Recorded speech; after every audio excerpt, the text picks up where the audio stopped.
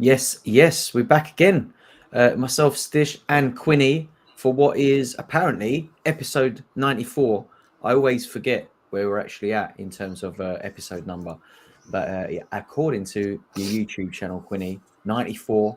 We're coming to the end of the Euros, aren't we? We've only got a few fixtures left. By the time we come back next week, we will know who the European champions are. And for anyone listening, it's coming home. It's coming home for me. Yeah, well, that was the sour note we ended the last show on, certainly. So he's managed to get by the skin of your teeth, penalty shootouts and everything else, But yeah, we're getting to it's weird, right? Because we're at the semi-final stage, and as we record this tonight, we're just in the prelude to Spain, France, and then also we've got England against the Netherlands tomorrow. But it does feel like ever since the quarterfinals finished, not just Sorare, but like football Twitter, football internet is kind of like, right, okay, Euros is basically done, and everyone's kind of got their sights fully locked on August, the beginning of the new season, and everything else. And I guess that's kind of what we're here to kind of chew over on the show today, Stishy boys. So yeah, Euros is at the sharp end. We're going to find out where the medals are going to be going and all the rest of it. But it's almost like it's done in a weird way, isn't it? Definitely, like a lot of business is getting done now, isn't it? Like a lot of the big transfers that have been kind of like simmering for the last few months have started to come through now. Like the big one, obviously, Elise moving to Bayern Munich this week. We've kind of seen that, or there's been whispers about that for a little while, isn't there? So I feel like the next few days and weeks, we're going to start to see loads of activity in the transfer market, especially for like the nations that, I think the Premier League maybe is perhaps waiting a little bit on the end of England's tournament, whether that is on Wednesday night or on, this time next week instead. Hopefully it is. But yeah, this is the time that the clubs want to get this business done. Pre-season started. I saw Man United tweeting some photos of Casemiro, Mount and co back in training today. So yeah, all systems go, man. It's like football's actually coming back, real football, club football. And for all of us that play Sorare, it's hopefully going to start to feel a little bit more normal. I don't know about you, but these like random game weeks finishing at times that suit the game windows, and I'm kind of done with this. Like I'm enjoying the Euros, but I'm really now I just want to get into the meat of getting my teams back together, figuring out what players are going to go where, the new modes where, in season, out season. And obviously we've had a few little updates on that as well, haven't we, this week? So I think Sorare as a product as well, they're definitely gearing up for next season, as much as I think the Euros has been great for them and their marketing exploits. But yeah, it definitely feels a little bit like the wheels have hit the tracks now for the beginning of next season. What do you reckon? Yeah, big time. We got the announcement yesterday at point of recording about early access, and we can kind of chew over the bones of that as well. But yeah, it definitely feels now that I'm hearing more people talking about building the wallet or keeping the wallet intact ahead of the new season. And there's been a few busy beavers like myself that have been going around and just plugging collection pieces while first owner status is available, and I feel a bits and bobs. But yeah, it does feel like firmly everyone, Sorare based, especially, I beg your pardon, it's full attention on the beginning of the new season and everything that's going to go on with that. Did you see the early access blog or whatever? Gave that a little read yesterday and saw like the tweet with Mbappe with his Sorare shirt on, and that was nice to see like ambassadors of that level visibly involved with the promotion of these sort of like new tweaks and that are coming. So yeah, I read it yesterday, had a little look. I think it surprised me actually that it was the way that I didn't think this was how we'd see it roll out, but it makes perfect sense. I know there'll be some people that'll be a bit gutted that, we're not getting the cards straight away, but I don't know about you. I'm this doesn't bother me. I think anyone that wants to jump in and get involved can get the cards they want now and have them available for match day one. And if this is the way it's got to be, without like the least friction, then it doesn't bother me at all. I don't know about you, Quinny. Do you think you're going to be that bothered if your cards look like they're still in their wrapper when you're lining up your teams? It will be interesting how cosmetically they'll look. I just heard a noise there, sorry, as if like a mad canister went off in the background. Would you cry it? So yeah, it will be interesting actually, like aesthetically how they cover the interim period. I didn't really think about that too much. We've got them on screen here, these kind of nice packets or whatever. We've got Contender starting 17th of July, and it's TBC for Champion and Challenger. So maybe they're going to do maybe it's something to do. I saw a little video, and my understanding was, you see those packets that you just saw, like I think that's what they're going to look like, but with the player name on them. There was a video that showed like someone sort of doing their lineup, and it said like Donnarumma on, like, you see that card there, you can see it says Cobby on the front of it on that screen that you're looking at there if you scroll down. Yeah. So like that will be what Cobby Mainoo's like unopened card will look like until we get the reveal in September. So that was how I read it from the video I think I was watching. But yeah, I think another thing that this kind of underlined for me was, obviously August is very close. The beginning of the season is like less than a month away now for some countries. And yeah, it really gave me a bit of a kick up the backside to start looking a bit more carefully at what I'm actually going to be entering. And yeah, like, I think, having the Bundesliga and La Liga there as well, quite intrigued to see the new, I guess, like prize pools is the next thing that we'll be asking questions about, isn't it? Because we're going to lose All-Star, we're going to lose cap modes, and those rewards will probably be rolled into the divisions of these new competition structures. So yeah, I think, and it'd be interesting as well, there was another mention on that video of Dan in it about how some of these like early access cards, when they're unveiled, there'll be like a chance that some of the cards will have like some special edition on them. Yep. So it's pretty cool. But you'll be annoyed if you bought one and you didn't get the little special edition, because it is going to come with an XP bonus as well, apparently. Yeah, 1 in 10 chance of it being a special edition, and that will count as a special edition card on your collection bonus, which is all fun and games. I was going to add something into that as well, Stish. What put me off is the freeze frame. They've got a Dan's face here. Yeah.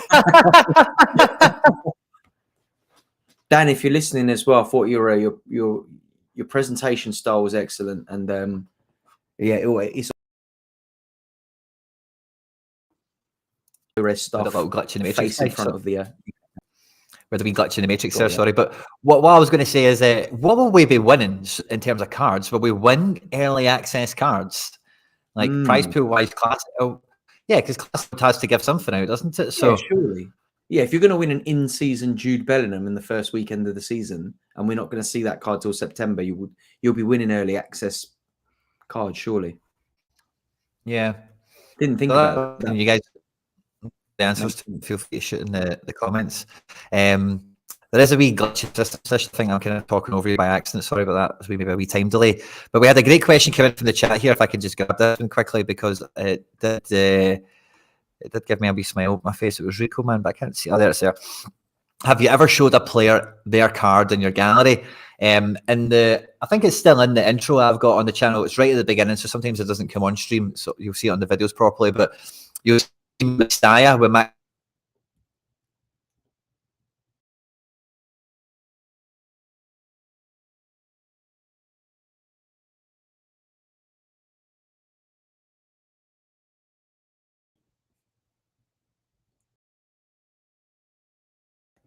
I can't tell if I've lost Quinny or if he's lost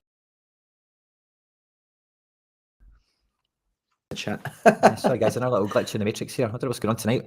But anyway, I was worried that it was me for a minute then, but I think maybe it was your connection. I'm not sure. I'm not too sure either. But yeah. So I don't know where it dropped off or anything, but there's in my kind of little highlight reel, you can check out the Sorare on tour video where me, Nellis, and Hendo and all that, we went to the Messiah. But I got Maxi Gomez super rare in my gallery for that trip, and then like on the way there, I ended up selling it because I got a great offer for it. And then I'm pretty sure it was Valencia against Granada. I'm quite sure that Valencia won 3-1, and Soler and Maxi Gomez were both double decisive. I'm quite certain. And anyway, there's a little image of, or a little kind of sequence of me post-match with Maxi Gomez, because he was coming out to do autographs and stuff like that. And I said, okay, I get a picture. And when I was getting the picture taken, I had the super rare on my phone. And I showed him it, and I was like, "I'm really sorry, I sold your super rare," and he was just like, "Okay," let's see. Didn't even know what was going on or anything. So I've showed Maxi Gomez a card I used to own, if that counts. What about you, Stish? Have you had any interactions like that? Nah, I had a conversation with so I bought Neda Manua's one of his. I bought his 1 of 100 like when it first came out on auction. He was retired already, so it was purely for like collectability. But I've known him from back in the day when he was playing at City, and yeah, I had a conversation with him over text message about his card, and I sort of sent him a picture of it, and I was trying to figure out if there was a way, because obviously we had the signature cards and stuff like that, and I didn't know what the mechanics of getting a signature card were. But I said to him, "Oh, I'm going to find out if there's any way that like we can get I can get the signed version of this if like you can digitally sign it, because I just assume maybe they mint the card, then the player sort of does a signature and then they re-mint it with the new artwork on. But obviously we know now that's not how it works. But yeah, I didn't like physically like show it to him, but had a conversation with him about seeing if we could get the signed version in my wallet. But yeah, that was the closest I came to actually showing a player their Sorare card, I think. Yeah, and this kind of ties into what I was just kind of curious about in terms of early access rewards. But will we get early access packs out the factory now as well? Like, it's a wee bit grey, isn't it? So we'll see. I think, yeah, basically, until we get that new artwork, I think a lot of things we win for in season are going to look like that till September. That was the vibe I got. If they're in the rewards and that's what they look like until the artwork, and I guess the thinking behind that is that by September they should have all of the top 5 leagues, maybe the champ leagues anyway. They should have the full squads maybe. But September feels like a long way. I mean, I know it's not. It's probably only really about 3 weeks off from the beginning of the season, isn't it? But it sounds ages away, doesn't it? And the beginning of the season feels really close. But I think, if I'm not mistaken, that they said that in the announcement that we're actually going to start getting, was it Contender like in this week, isn't it? I think straight away. Yeah, 17th of July. So yeah, this time next week. So are we going to be able to start winning these from next week as well? In the Contender region, it sounds like it. Interest. So what divisions, I'm trying to think now, in Contender, are we talking about, I guess, the Scottish divisions, the Austrian league, the second divisions? Yep. So there is actually quite a lot of cards in that pool, isn't there, really, that we could start winning from. So it'll be interesting to see what is in those prize pools next week. Straight away, there'll be a lot of prizes in there. But with the way that what they did say, I don't know if this has changed, but they did also say that you can only win cards that are available to play with the week that you win them. So in that case, we can't really win in-season Jupiler League cards until the Jupiler League kicks off, right? Yeah, so on the 17th of July, if they do pre-sale Celtic cards, like Celtic don't play until the middle of August, so yeah, so it's one of those ones that if they're keeping, you can't win them if they're not playing that week, right? That was how I understood it. You can only win exactly. Yeah, so it depends how they're doing it, but I was thinking more as well, like just when Celtic are playing and you're using your pre-order cards before they've done the unveil, will they still have these? But Hoodwink's got the confirmation that they're in prize pools. That'll be from August that you can only win cards that are playing, I believe. Okay, so maybe that's a wee adjustment on that to be coming. I quite like the idea of it, but the one thing I do think is it's going to be if you are the sort of person who really like wants to play in season and he's going to be picking these up straight away, you're obviously going to be paying a premium for them, which we'll talk about as well, like what you think that people might start paying for these. But when you're picking your teams, if you've got like a whole bunch of these, your gallery is going to look very samey, isn't it? Like at a quick glance, all your cards look like a packet of yellow stickers or something like that. It's going to be quite hard to find the player that you're looking for. Like when I've got quite a few cards now, probably a few hundred. So like I could be scrolling through on my phone if I'm doing it on my phone, or looking out for the heads on Sorare Data, putting my lineups in. So yeah, I think it's going to be difficult. But I guess on Sorare Data, they'll probably still be able to show the heads of at least of the old pictures until they got replaced with the new season pictures on the API, I guess. But yeah, it'd be interesting to see how they get around that. Are we still going to see player faces, or are we going to see those yellow sort of sticker packs in our sort of team selection windows? Yeah. I must say I fell in love with this as well. Just the first 4 seconds or something, it's brilliant. Oh yeah, that's nice.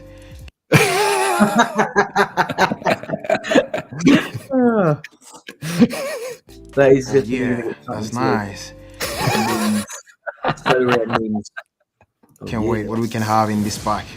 Amazing. Love it. Oh yeah, that's nice. I love it. Yeah. It's quite exciting seeing Mbappe on the Sorare content. I think you know, they've had deals obviously with Zidane and bits and bobs, but we saw like the Messi kind of announcement. We haven't seen Messi back on any sort of Sorare content or adverts since, have we? As far as I'm aware, anyway. I might have missed one, but no, I always think of Messi as like an advertising like camel. Like he doesn't do anything, and then all of a sudden he's in every advert on the TV for a month. It's true. And then again he's just playing football forever. So it's maybe just like, again, these mega star athletes, like, you know, obviously we can only imagine, as everyone else, but this obviously the schedule and the commitments and everything that they've got is just insane. You must imagine. So pinning these guys down. I tell you what, what's kind of come into my mind as you kind of say that, and I'm answering you or talking with you, is I started watching that Golden Touch on Netflix. I don't know if you've seen it. No, but I'm on. It's just like, it's like a fancy version of Storage Wars or something like that, you know, where it's just like American, what do you even say, reality show where there's a bunch of them want a camera and they'll like talk to you about what they're thinking when something's happening on the other screen, if you get me, or whatever. Yeah. And anyway, it's like, what episode? It was like second season. It's one of the early episodes, and like one of the guys who's like a bit of a dweeb, but he finds the guy that packed the 1-of-1 Wembanyama card, or Wembanyama, and on it's a signed card, and on it he's also signed first one. That's his first ever signature, first ever like whatever, and it's a 1-of-1. So anyway, he gets the guy in. The guy agrees to sell the card to like through Golden Auctions if he can get Wembanyama to do a video promoting it. And the guy kind of half suggests it, and then like and kind of promises the guy. And then anyway, he goes to see Big Ken Golden, and he chews him up and spits him out. He's like, "What the fuck are you doing?" Like, yeah, exactly. There's no way this guy's just going to drop what he's doing and record you a promo video just because you asked nicely, or you know, whatever. So if any of you have seen that, you maybe know what I'm getting at. But yeah, so we've not seen Messi. Maybe because Mbappe's in France, it's maybe a wee bit easier. But maybe we'll get Messi back at some point. Yeah, funny stuff, man. But another thing that caught my eye on the timeline was that we also I might have missed the announcement, but there's a couple of secret, sneaky little boxes to be won in Rivals this week, isn't there? Like the kind of the green missions box. They're giving away a couple of boxes this week, it seems. I don't know if that's going to continue for the foreseeable, or like I maybe missed an announcement. Was there any announcements around that, and like how long that's going to last? I didn't see any kind of official thing on it, but yeah, I only noticed it before coming on today, like we're getting set up for the podcast. That yeah, we've light got. Box and a basic box, the two sort of like missions for the day. So that's quite cool.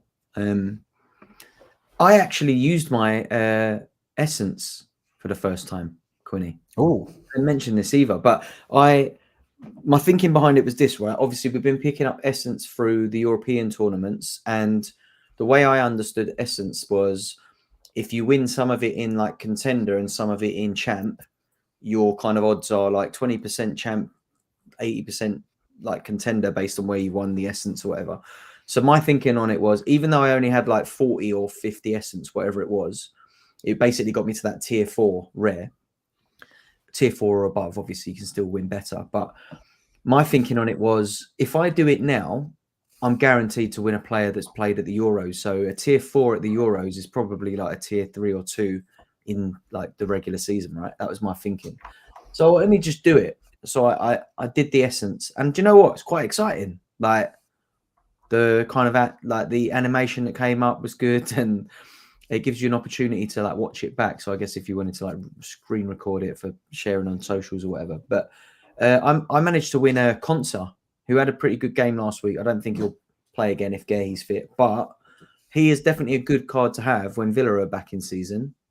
And I thought, yeah, just some food for thought there. If you're sat on a bit of essence that you've won in the Euros, if you use that now before you start winning bits of it in Contender and Challenger and all that, you're almost, as far as I understand, at least guaranteed a card of a player who has taken part in the Euros, or maybe is still involved in it. I don't know if that works out as well, because obviously I won Concer and he's still in the tournament. I don't know if you can't craft a player who's knocked out. I'm not too sure, but yeah, I thought it was worth a little punt, and quite happy with Concer as a tier 4 or better.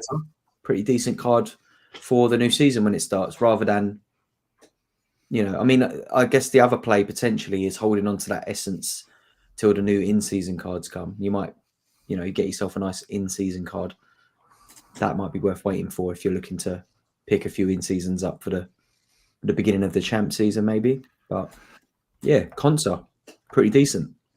Yeah, that's a good one for sure. I think there's definitely been some bum pools. You don't really see them on the timeline as much, but yeah, if you've got some European essence in there, definitely be getting it activated or redeemed or whatever, while the prize pool is kind of tanked up in that sense. But bear in mind, like, it won't be an in-season card for much longer, because soon there'll be a pre-order and all the rest of it. And Lee's got a great question here that I think a lot of Sorare scouts and managers are kind of asking themselves and trying to work out at the moment, is perhaps the difference in price from what we see today for like the newer cards, or just the floor on the classic market, as it were, versus what the pre-orders might go for, or the eventual new cards that come in.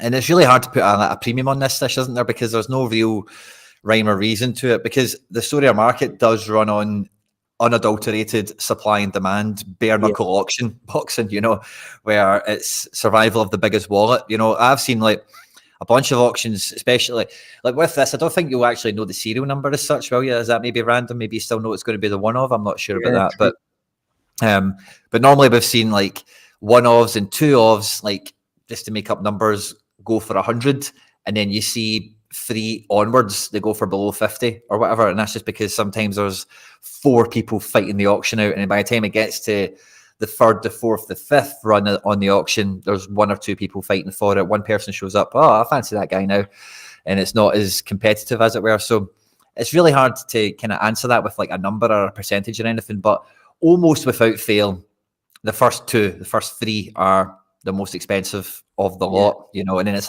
an incline towards probably the prices we have at the moment. Then you got the shirt number as well, like that will normally go for a bit more as well. But yeah, I think that this is going to be, it's hard to gauge this because it's the first time we've had this, and I think that the added bonus of being able to enter those into the cash tournaments before most people have got enough to put a team in. So like, if you are willing to pay over the odds, you probably almost buying yourself a ticket to a cash prize for the first few weeks, which we've never had before, because there might only be 20, 30 really competitive lineups in like the top divisions. So if you've spent 600-700 quid on rare cards, chances are you're going to win. You're going to be close to those top prizes if you've got the best cards. So I think people that are trying to compete from the off, they will pay a little bit more this time around than they would have maybe last season. So it's going to be interesting to see. I think, let's say like last season, I think like the sort of number ones and the shirt numbers were kind of going for about 2x, 2 and a bit x of the usual price. Yep. And I reckon this season, those number ones particularly, and it might not even be the shirt number. I think number 1 will go for a premium. So like we might be looking at 3.5x, the sort of average price. And then number 2 and 3 will probably still be like 3x, because, you know, if you're only playing against 2 Haalands in that first game week, let's say, then it might be worth paying for if you really fancy that player to score well, and for you to, you know, if the cash rewards are pretty good, which they have been up to these points, but if the competition is low and the cash prizes are high, I think people will be willing to pay quite a premium for them. So it could be quite expensive. Yeah, the early access part, like this is the first time a Sorare card will have a full season of utility, because normally like we are like a couple of games in before we get it out, 10% down the road or whatever. But also on top of that, like I make you quite right, of course, like first to market should be a bit of an easier swing at the pinata, as it were. But if we're getting pre-orders on like every player, like getting early access to a 52 average centre back, there's not much, there's not much of a premium you should be paying on a guy like that versus like the Rodri, the air quotes, or the Bellingham or the Kane or whatever, those kind of meta cards, the outliers in the positive sense. So I think that's something to maybe taper in expectations as well. Like a guy with a previous mediocre scoring history, maybe you fancy him to do better this year or something, but I wouldn't think the premium, maybe 2x for a one-off and for a jersey mint might still be there, but that would be compared to the rest of the in-season pricing. But for a guy like that, like a 52 average defender, a 56 average midfielder or something, like if the classic version is like 40 quid at the moment, it's hard to imagine some of those guys being double when it comes to classic versus in-season, because they won't quite have that same early to market advantage as what they did in the old system, where there was only like one auction a day of every player or something, and then it's like, so if I get that guy in, then he gets in the team before the deadline, and then that's a lineup activated that wouldn't have otherwise been there. Because now what's going to happen is everyone's going to get their pre-orders in, and then when match day one rolls around, there's going to be a full complement of teams and lineups for every manager that's got the wallet to carry it. So I don't know if run-of-the-mill or non-premium players will really be that different. Because again, I think a lot of people will be focusing on the number one targets and on their outlier cards, like, oh, I need a Rodri, I need a Saka, I need a whoever. And then these other guys, let's say the 52 centre-backs, the 56 midfielders, are just like, oh, crap, I need one. Who is there? Right, there's 5 of them. Who do I like the best and who's the cheapest? And, I don't think those prices can be, maybe I'm wrong, but it's hard to imagine some of those prices going beyond reasonable kind of growth, if you know what I mean. Like maybe if a guy's 50 quid, it's 70 quid kind of thing, Yeah, I'm just looking now at this sort of like the blog that sort of updates some of the FAQs and stuff like that. And one of the things that poked out at me here that is quite unusual is the share screen if you want. Can I sell my sorry, not sell it. Can I never reveal my card if I want to? Totally. You can keep your card unrevealed and use it as long as you want. So there will be cards that doesn't reveal it. There will be like unrevealed. And like if there's still some that have like unrevealed, and there's still some out there that have got that XP bonus, the limited edition cards are still in their wrapper somewhere, then that is another spanner that hasn't been. This is another new twist in the marketplace that we haven't seen. If you hold on to your card and you don't reveal it, and there's still some out there that we know are, and let's say there's like 5 or 6 on the market that are still unrevealed, and at least 2 of them are going to be the limited edition ones, then there will be people clamoring for the unrevealed one, thinking, oh, still got that chance of the limited edition card. And that is interesting. That's interesting. Yeah, mint and pack still. Love that's a lovely dynamic. Such great pack, isn't it? Except it's just a bit of XP. But if you are a collector and you care about those special editions, and if they look really nice, I think most of us that have played the game long enough have like a certain look of cards that we like. And for me, it's that hexagonal season when we got the rookie cards with the little shiny bit. I still like those cards a lot. But yeah, I'm really intrigued to see what these special editions look like. But yeah, quite keen to see how the market kind of pans out once people start revealing them. What happens to the unrevealed ones, and if it pays you to just hold on to them uncovered for a little bit longer. Yeah, that's definitely something that would be interesting from again, just because I mentioned that golden thing earlier on, like a card, actual card collecting POV, like still in the pack. Still in the pack. You can unveil it. You can do the reveal. You can have all the fun. Yeah. And again, I've got toys I've collected a keep-in box, and people, it's not a new thing to the collecting world, as it were. But Hoodwink's got a stonker of a positive for that. It means he, as a Rangers fan, can get a Celtic card and not need to look at it. So I love a bit of that. Yeah, brilliant. But there's a lot going on, isn't there? I think obviously we got the all of the transfers are coming through now and stuff like that. So I don't know about you, but I've really started to look now at the lineup builder on Sorare data. It's starting to come a little bit more visual for me and like where my gaps are. Today I literally got into a Google spreadsheet and just started putting like my sort of like team 1, team 2, team 3 on like, you know, without fixtures and stuff like that, but like if everyone had a good fixture, what would my strongest 5 be and stuff like that. And yeah, starting to see now where my gaps are, trying to figure out if it's worth filling some of those gaps to put out a second team, put out a third team.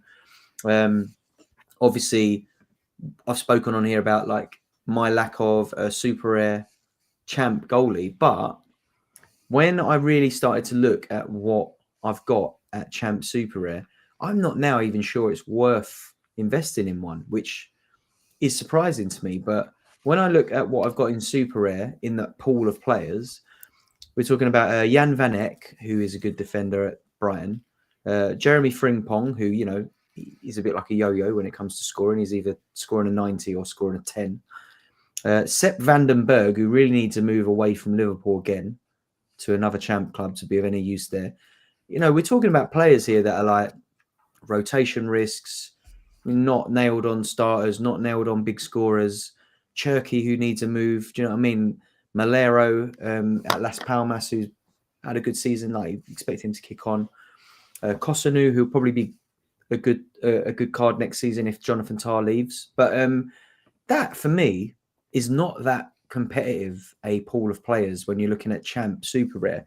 Is it really worth me going into the market and going, I need a goalkeeper just so that I can make use of those cards? Or would I be better off looking at some of those and going, well, if I can't use that card anywhere else, like Jan van Eyck's a good example because he's not U23 anymore. He is a good scorer at Brighton, and if he does nail that starting place, he'll be a pretty decent card. But if I'm going to use him, he's just going to be used as like a rare or a limited in a Premier League lineup or something like that. You know, like a champ rare lineup, he'll go in there with the pool of players where if I look at my champ rare, I've got a lot of good defenders. So he would almost be like a mid card in that selection. So I don't know if anyone else listening or yourself, Quinny, have like really got into the kind of crux of your holes, having a little look at what's missing. But yeah, it definitely started to make me think like where I was, you know, spent most of this summer kind of looking at here and there at goalkeepers, putting a few bids in, not really getting anywhere with my offers. Now I'm like, do I really need a champ goalkeeper super rare, or do I need to get rid of some of those and strengthen elsewhere with where I've got a little bit more, you know, strength and depth maybe? I think, see, with the kind of players you're talking about there, this is like quite a common thing I hear and see from sort of managers that have been playing the game for a while. But like, if you do have like a clutch of players, for me, that like that kind of clutch you've got there, like Molieros, Frimpongs, Van Hecks, and whatever, Cherkis, like that's maybe one good lineup, right? Mm-hmm. But see, to like, well, my approach to champ specifically is going to like, I don't think my quality of player is much different to that, but I've got way more of them, and I think if that's the quality of player you're shopping in, you are playing law of averages. You're playing the numbers game of, you know. So I think for that, you actually need 3 teams to carry off that level of player and expect you can get one combination good enough. Decent fixtures, like a random bunch of players, really, don't you? Yeah, so I think like one team into some of these regions, it's obviously everyone starts by putting one team in before they'll put 3 in, of course, if you know what I mean. But I don't think with that caliber of player, that kind of guy that like Frimpong can spike, Van Hecke can be reliable, Kosanu can be solid, Moliero, Cherky can be spiky for midfielder and forward. But they can be non-events as well. Like every one of these players, they can actually be like 20 merchants at times, maybe less Van Hecke than some of the other ones. But I think those guys can win stuff and will win stuff. But the problem will come is like if you just think about that stable of guys, I'm just using them because you've put the names out there, but like you might be, you know, quite excited about the defense, and then maybe midfield has a tough game, but you don't have any other options, and then the striker is maybe a coin toss. If the defenders bang, and then the midfielder does a 40, and then the striker does 50 or something like that, you're then, you know, getting the good scores to come together is going to be the hard thing. And if you've only got one team, it means then you've got less flexibility to be able to go, right, well, I know these two defenders are going to pop, so let's put the best midfielder next to them and let's put the best forward next to them. Whereas if you only get like 4 defenders, 2 mids, 2 forwards, 1 keeper, maybe your keeper gets dropped, you know, you don't even think about that. Imagine the keeper just has a stinker. You won't, it's going to be so much harder to get the moment in the sun for one squad, you know. So it's, I think for the way it's built now, like for the competition, you really do need to have 3 lineups be like the finish line of like, this is what the squad becomes.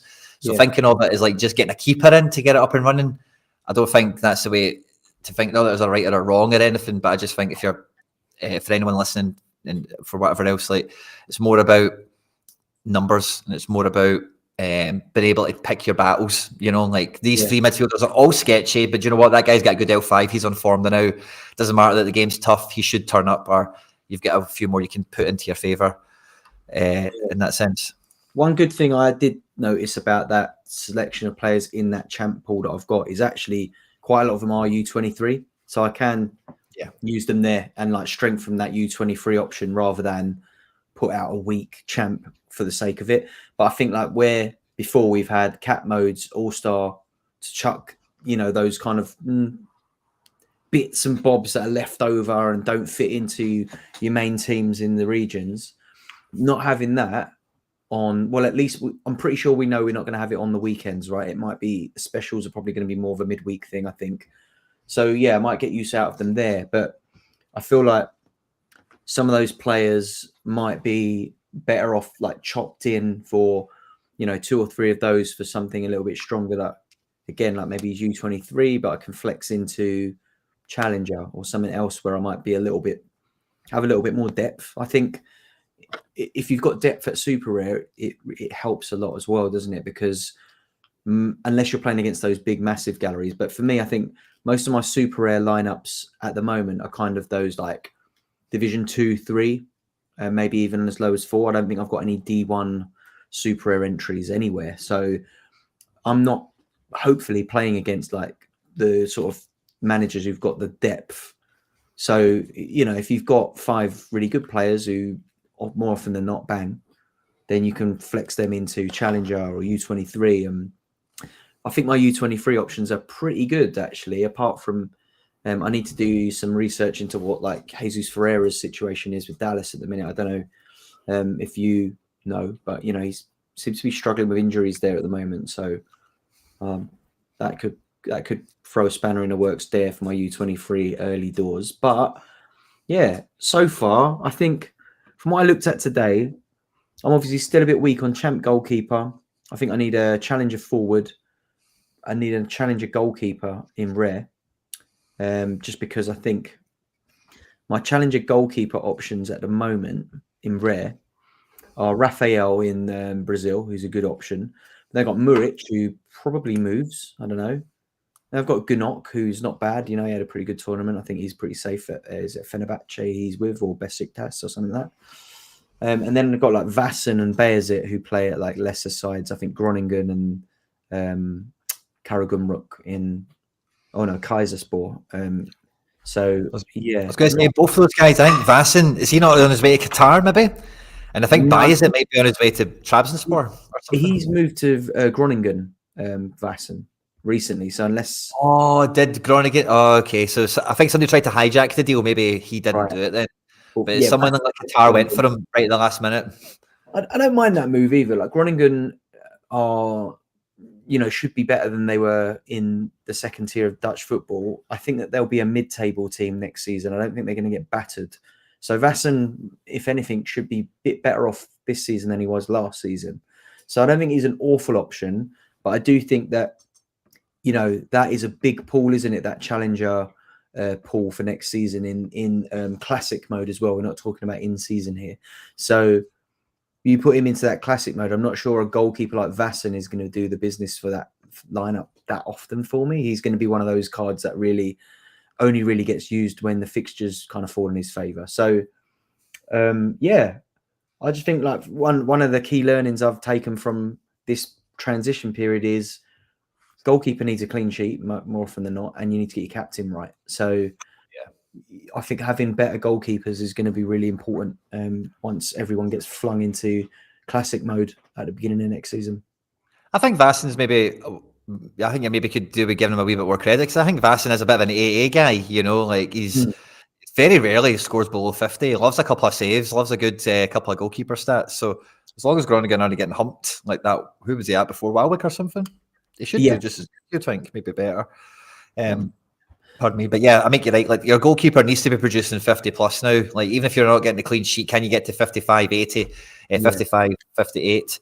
And then maybe bonuses can help you get over that 60 mark to keep you in with the pack.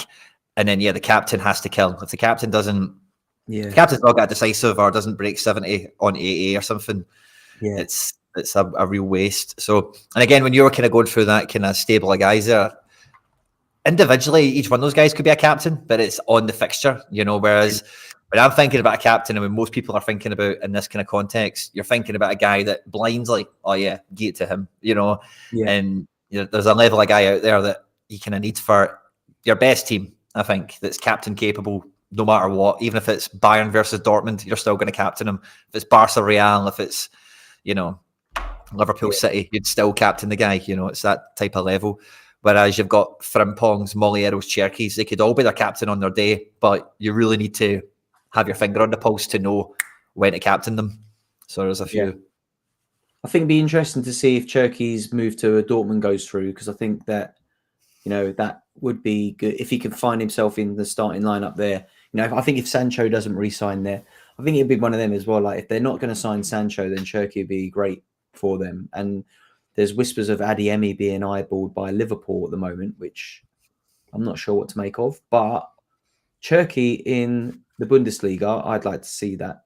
And I think that he'll be a useful card next season in a team like Dortmund with that free-flowing attack-minded style of play that they like to play with. And I think that will suit him down to a T. So fingers crossed that comes through, because I think he'll be a really good card for next season if that move goes through. But yeah, if he stays at Lyon, we're just going to be sat waiting on that move to happen, because yeah, if last season was anything to go by, I don't think that he's in the manager's long-term plans. Not at the moment. Yeah, there's lots of goalie moves again as well. I think we did me and Harry did a stream the other night. We were talking a lot about goalies moving about and stuff like that. And that's the real merry-go-round. A lot of people are kind of following in the transfer market now, is what goalkeepers are getting a job, what goalkeepers are losing their job. And everything else, because like we need 3 keepers now if you're going to take a competition seriously. Like I'm thinking about 4 ideally, in case one's a dud, or you get an in-season team together and you want to be able to, you know, just roll a classic keeper to get it up and running. And yeah, it's a moving feast. I think we were saying that last week. And without the goalkeepers, there's no team, there's no entry. You know, so that's kind of the cost of admission, as it were.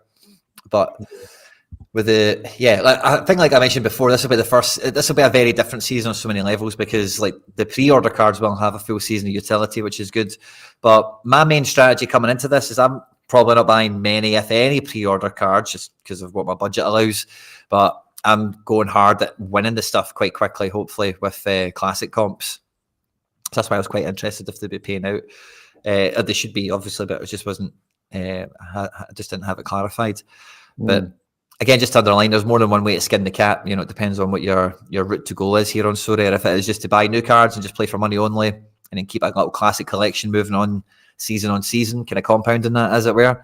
But I think for the majority of us, it has to be that kind of duality of maybe you buy a team of pre-orders, you've got a classic keeper, and then you've got a strong classic cohort, and then you've got a team to hit the ground running with. You're going to try and win rewards to supplement whatever pre-orders you've brought in, as it were. So I know you're talking about you're getting your depth chart together and you're trying to, you know, put the cold light of day on this team and see what's going on. But when it comes to that in-season classic dynamic, how's that kind of struck you?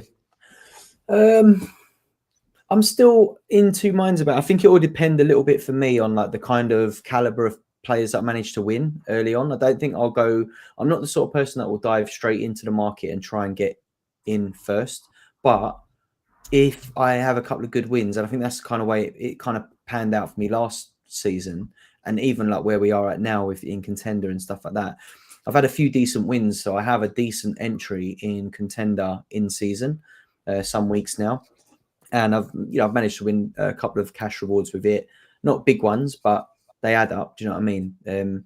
But one thing you don't get, obviously, with those entries is the cards, and you can't underestimate the buzz of winning card rewards and Sorare, which is mad to say, but I do miss it. I do miss winning cards at the end of the week. You know, when you win the cash, it's great to see it added to the account. But if you're only winning like eight quid, 10 quid, it's hard to get that excited about it. But if you win a card that's worth 8 or 10 quid, it actually hits a little bit different. So kind of you get the excitement of opening them. So I guess that's good from a product perspective. If that that is a good thing for Sorare players to be admitting to. But I think for me, the idea of going gung-ho into the market early doors on these kind of unopened cards, I'm not sure that I'm going to be doing that. I think I will hope to win a couple of decent ones. And then if I look competitive, then I might try and bolster. Then I might dip into like the reserves and try and pick up a team that I can run into the cash. But yeah, I think it will depend a lot on the timing of it. If I can win a couple of good cards early in the season, then I think I'll be stupid not to like dip into the market and get some more. But if we're talking like 3-4 months down the line, I'll win my first like tier 1 or something like that. By then it might be too late to be that fussed about it. It might just be a case of trying to win them. But I'm quite happy with my squad, apart from, like I said, some of the holes that are a bit obvious. But maybe again, like it's hard to know exactly if it's worth going in or not until I see the level of competition. And I think if I look like I'm getting close to the rewards, but I'm just missing, then I think I'll be a lot more tempted to go in the market for, new in-season or classic season cards. And it's just so hard to like visualize where my lineups will actually be in the grand scheme of the division that they're in, or the fixtures they got, or what kind of collections I'm up against. And it's going to be really interesting, I think, the way the first couple of weeks of the season pan out and seeing what those tables look like. And I think that will dictate a little bit more. I'm less likely to go in before the first game of the season, but those first couple of games, I think, that will dictate to me whether I go in before like the third or fourth fixture or not, and just sit back and wait. Because I had, I can't remember if we spoke about it last week, but I got a wee bit of intel from Sorare for some content I was making, and I've put the content out. You maybe have seen it by now, but it was a short. And Sorare are set to do 15. I think, was it this stream or the last one? But I was saying, could maybe you guys help me with the maths and see if that's better or whatever than we had with thresholds. But the headline is 15 million euros of prize money is what's expected to come out next season. Wow. So with the comment we've got here for super rare prize pools, like, I think it's quite safe to assume at cash level, they will definitely look a lot different to what they were last year. I think I was doing the maths with Charlie, and Charlie was in the chat. Who was I on stream with? Was it me and you? Was it me and Harry? Maybe it was me and Harry. But it's kind of like the Premier League Special Weekly was like 100k over a month, and I can't remember the maths exactly, but it's like just over that per weekend. That's all we worked on, was 38 match days is the way we worked it out, 15 million across 38 match days. And then you're thinking about competitions, you're thinking about scarcities, you're thinking about divisions, obviously. So it should be a lot chunkier than it's been before. And that's the only kind of nugget of intel that's made me think, maybe I should buy a couple of in-season cards quickly. Because if it's that much coming out from the beginning, if you get a wee head start, then it's not going to hurt you too much, probably. But I love the comment from Onda here. Super rare prize pools need a buff, so hopefully your not so good players could be of more use. It's not so much for the not so good players, but it's more for like more than 7 people can win. Yeah. That's kind of what's needed at super rare more than anything. 100%. I could totally agree with that. And I think I've been felt so far away from those prize pools in super rare that I've been very hesitant to like go in on them, and I've probably sold a few fringe, like backup goalkeepers and players that are maybe, like if I can get 100 quid for a goalkeeper at the moment that I don't think is going to play next season, I'll take it. So it's like, that would definitely change if it's like, you might only need them to hit once. Hold on to that goalkeeper for the first 2 fixtures or something. And so I'd love that. I think I'd agree that it definitely does need a buff, doesn't it? Because the prize pools for Super Rare are very small compared to the amount of entries that those divisions have, and also how achievable it is to like get a lineup of Super Rares. Apart from the Goalkeeper, the cards are actually quite affordable now. They're almost in line with what we were playing for Rares like a season and a bit ago. Yeah, some of them are pretty punchy, but again, it's like it's your less desirables. It's your guys that could do good, guys that could get fixed up. You know, I was looking at some guys that are 70 quid that may get a decent transfer, but it's like, do they get a transfer and then does the transfer work out as good as I think it is? It's still like, unknowns. But guys that are quite set and established, like, again, there's some guys that are under 200 quid that are not too half bad. But again, if that's the mold of player you're working with, you need 3 teams, I think, to make sure you've got one that will work, because those guys are so up and down and hard to get a big score out of, get a tune out of, that if you're relying upon them all season, you will drive yourself mad, I think. But that's the only thing that's kind of maybe turned my head ever so slightly and maybe think, oh, maybe I should be building a wallet for some of these pre-orders coming out.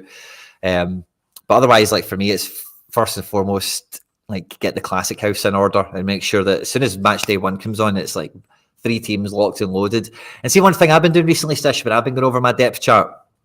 2 things that I'll add in, but one of them kind of came to my mind when you said you're looking at your guys and it's hard to imagine like good fixtures or whatever.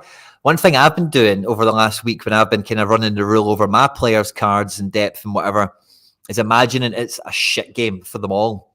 You know, like imagine they're all playing, you know, in form team and they're out of form in some way, or their bottom half are playing top half, or however you want to think of it in your mind. Obviously, if you've got guys that play for Real Madrid, you can't imagine that they're bottom of the table playing top of the table.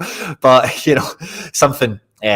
Because some guys, like when you do think about them in their worst day, you're still quite confident and you're like, no, he can still scoop a bunch of tackles and he can still win a bunch of duels and he's a big game player or some sort. And some guys, like if they're bottom of the table and they're playing top of the table, you know you're not playing them because they're going to get humped, you know, and maybe your guy's bad for a booking or, you know, these few other bits and bobs. So that's been a wee POV that I've been using over the last couple of days that I would recommend to anyone out there. But the second thing I've done, and again, it kind of ties in with what you were chatting about with the under 23 thing, is normally I've just had my stuff segregated on competitions I can play in. And before that was a wee bit of my choice. Like, is this an all-star guy? Is this a cap guy? Is this a whatever? Now we don't really have that choice, but you do still have that Venn diagram of guys that can play under 23. Maybe they can play a league-specific competition like Prem, Bunde, or La Liga, or then you've got the region. So with the champ guys, I've been trying to work out a champ under 23 team that I've got, or a cohort, a little stable of guys, and I've tried to remove them visually out of the champ picture. So if I did play Wirtz and Guardiola and Van der Voort and under 23, and imagining they've all got a good game, imagine they've all got a bad game, both sides of the coin, how does that then affect my champion guys? And similarly, maybe not for under 23, but this is something I'd recommend if you're just a region guy, is I've been looking at my contender depth, which is mainly all Celtic, but another kind of string into the another string into the bow, another line on the depth chart I'm putting in there is stud cards. So even though I know I'm going to run a Celtic stack, like across 3 teams, I've got a defender or 2, I've got a midfielder or 2, I've got a forward or 2 that are not connected to Celtic in any way. One plays in China, one plays in Germany, Bundesliga 2. You know, you can probably imagine where these guys are all landing, Japan and whatever.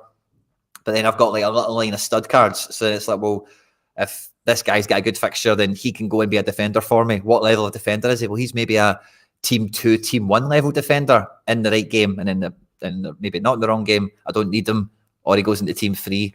And it's because again, the regions, the league specific thing or whatever, running a stack, running a collection is like the base and will get you probably quite far, but it won't, like you won't, and I'm saying this to everyone listening, like you will not win just by having a stack unless you get the level ups powered right in rapid and you nail the best 5 guys out of your team. You will need a wild card, you will need a stud, you will need a ringer of a captain to come into your squad to push it over the top.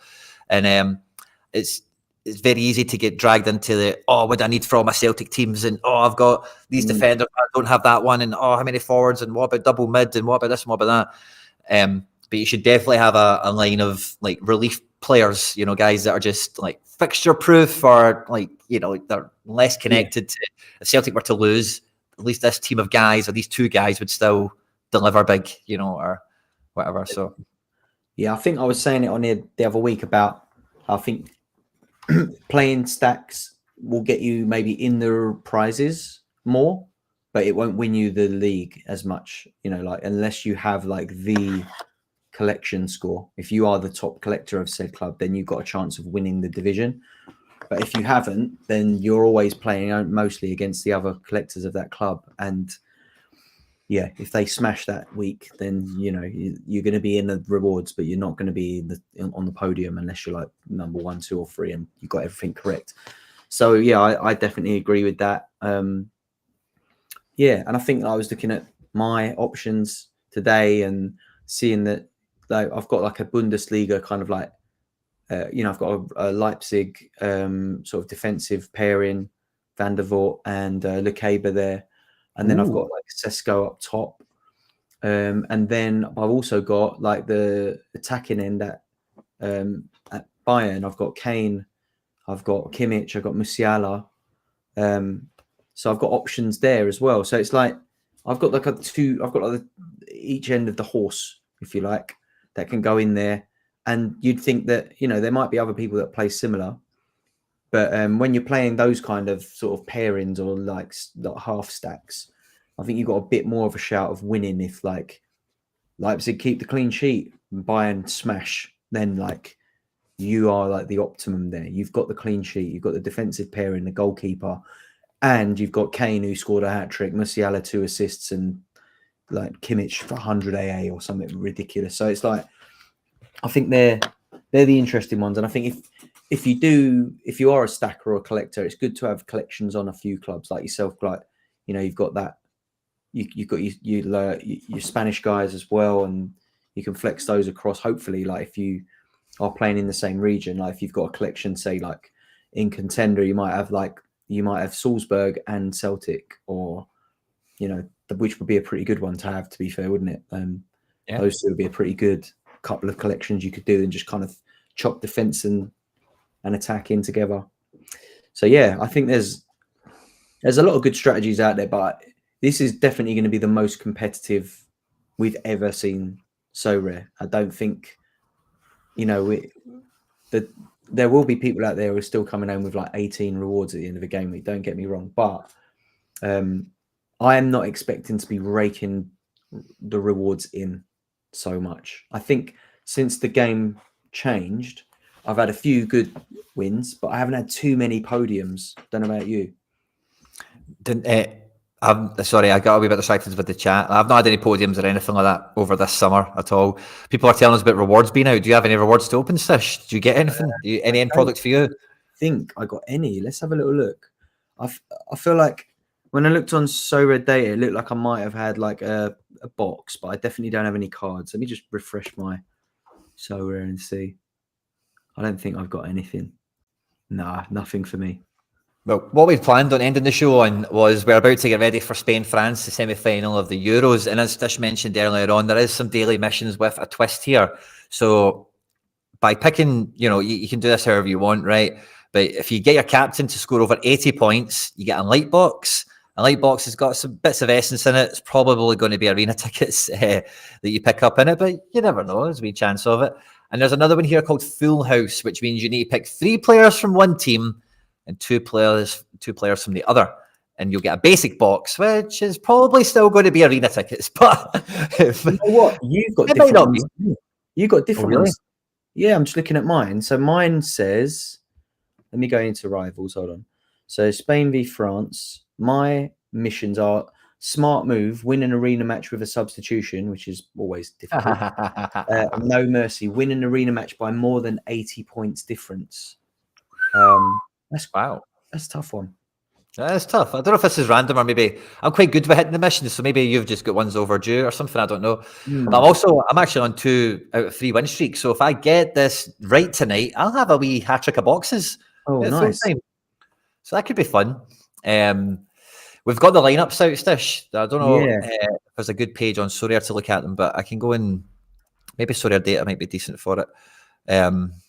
Yeah, Sorare data's got it.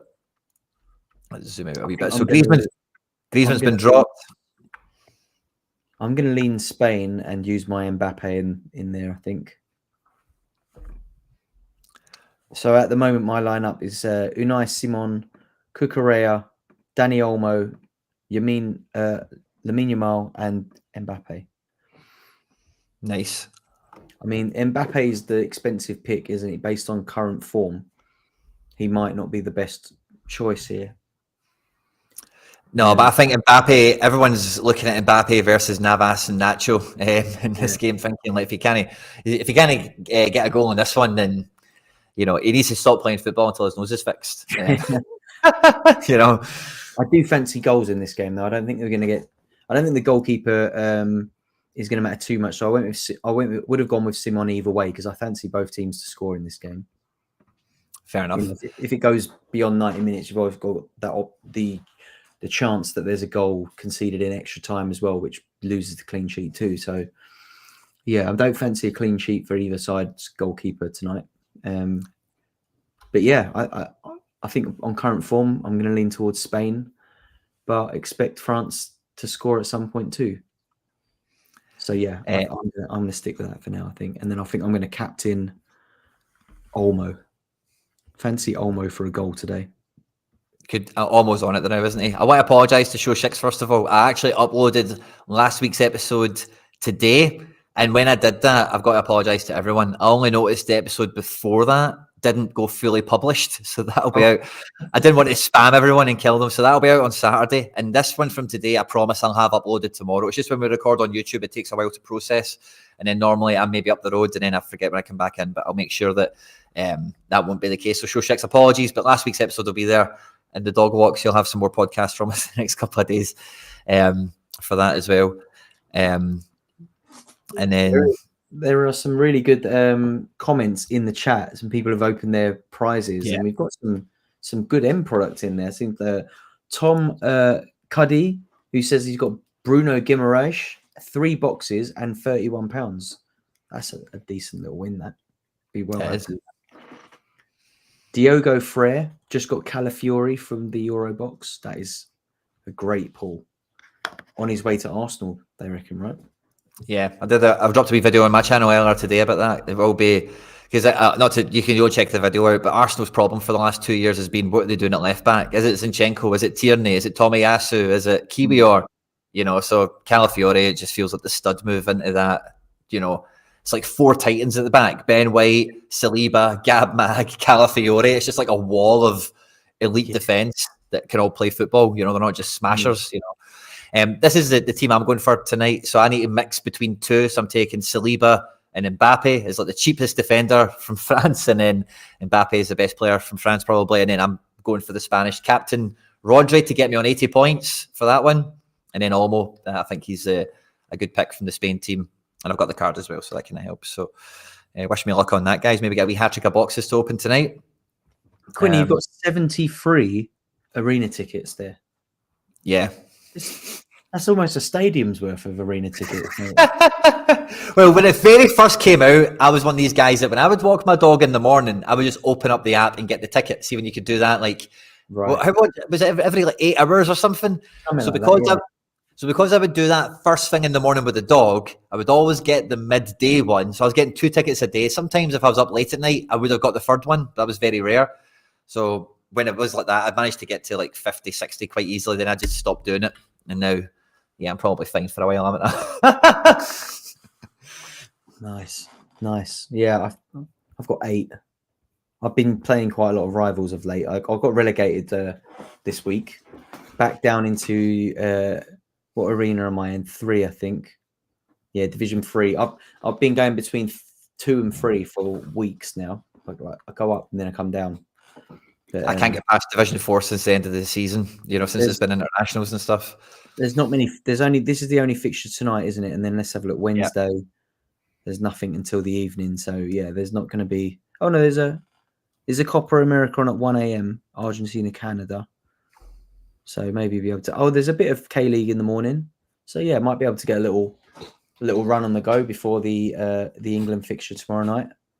Get some K-League in the mix. Squeeze some more out. I was going to say to Diogo here, I think Calafiori could be Arsenal's best scoring defender we've maybe ever seen, but certainly this year. like ball passing, interceptions, tackles, all the stuff.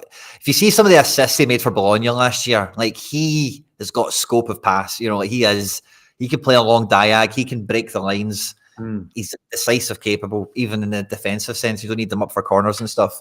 Where you've got guys like Saka, Odegaard, Havertz, these guys that will be running the line. So I think, like, if you're planning on playing Premier League or Champ, he's probably a keeper for me. But if you're not, then probably a good guy to cash in on when the move goes through, if his price isn't pretty tasty already. Yeah, I'm quite tempted to dip into the market for some Prem players. I was looking at my options there.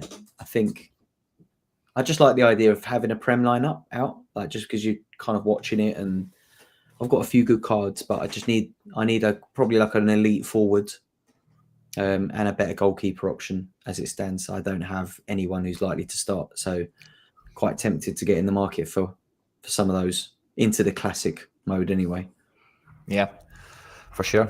I'm kind of the same. I've got a lot of Prem outfielders, but no goalkeepers. This rare and super rare. I could maybe just about get one team each out, but I'm kind of, if I win keepers, then maybe I'll spread into it. But I'm kind of focusing on Champ. I'm hoping to like keep the strength in one area and try and hit as hard as often as possible. That's kind of the way I'm kind of thinking about it. With Prem lineup, I just throw just it's a Spurs stack. Just go for it. Why not? Yeah, well, if you're backing your team, we see Villa stacks reign supreme. We've seen Newcastle stacks reign supreme.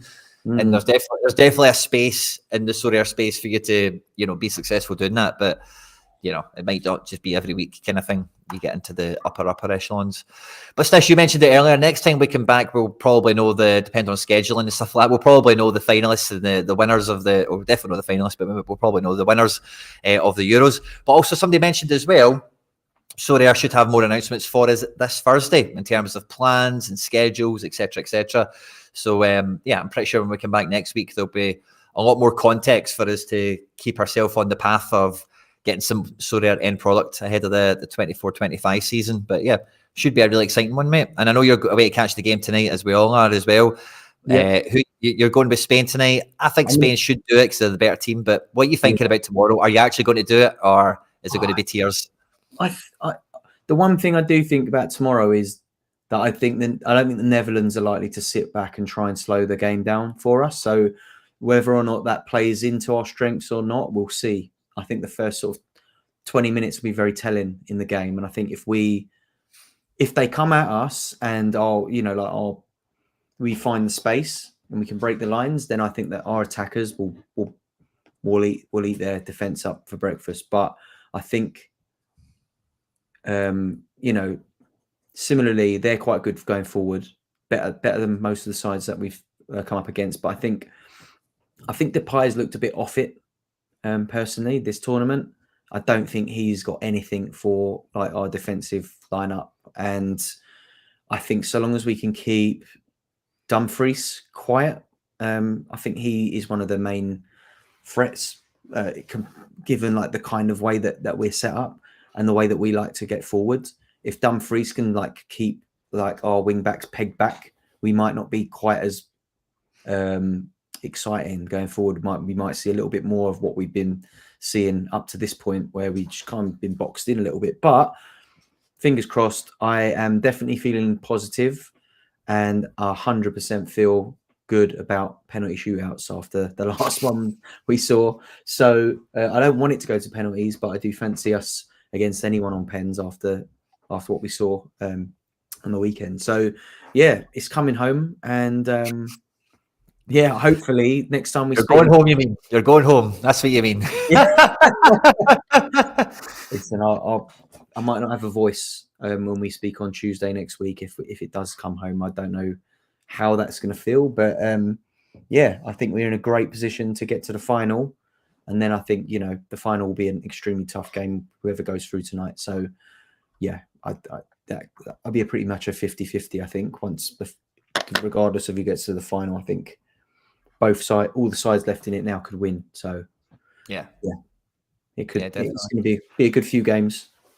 I think the game tonight should be exciting, but it may not have quite as many goals. But England-Holland tonight, tomorrow night, I beg your pardon, I think it could be, like you just said, Holland aren't going to sit in. It's total football for them. They've not really got a second or third gear. They've still got a point to prove themselves, even though they've not had like the label that France and England have had of being like bad and stuff like that, you know, and but Holland haven't really properly like went off yet, you know. So it's one of those games where like Depay, Gakpo, there's some villains in the making or some heroes in the making, depending on your POV. Talisman, as it were, you know. But for everyone watching the semi-finals, make sure to tune in, get your Sorare rivals teams locked and loaded, try and get in some of this box action that's on the go. And otherwise, me and Stishy will catch you next week. It's been an absolute pleasure, mate. Cheers, everyone. Nice one, Quinn. Enjoy the game, guys.